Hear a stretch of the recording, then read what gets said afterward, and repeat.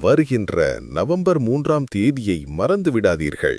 ஏனென்றால் அன்று சிவபெருமானுக்கு மிகவும் உகந்த சோமவார பிரதோஷம் வருகிறது.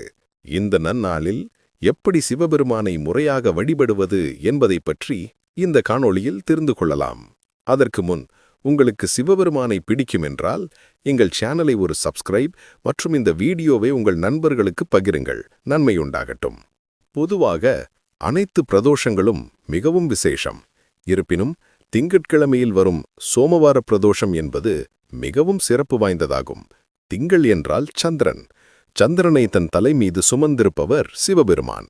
அதனால் இந்த பிரதோஷம் மிகவும் சிறப்பு. அதனால் இந்த பிரதோஷ நேரத்தில் சிவபெருமானின் மோட்சான நந்தி தேவருக்கு அருகம்புல்லும் வில்வ இலையும் சாற்றி வழிபடுவது மிகவும் நன்மை பலன்களை தரும். முக்கியமாக இந்த தினத்தில் சிவபெருமானுக்கு விரதமிருந்து நெய் விளக்கேற்றி வழிபடுவது